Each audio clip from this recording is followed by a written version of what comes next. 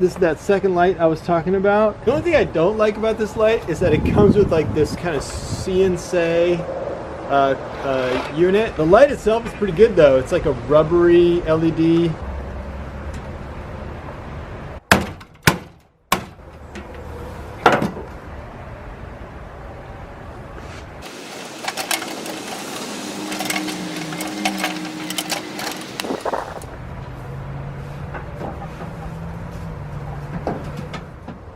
All right, so I might have gone a little rudimentary with that setup.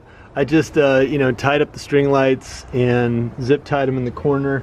The thing with the string light like that is if you get the adhesive ones, I've found the adhesive a lot of times like comes off and doesn't last that long. And then if I were to strap them up on one of my cargo bars up here, it's just kind of gonna get in the way. So that's like totally dim, and then I can brighten them up if I need to.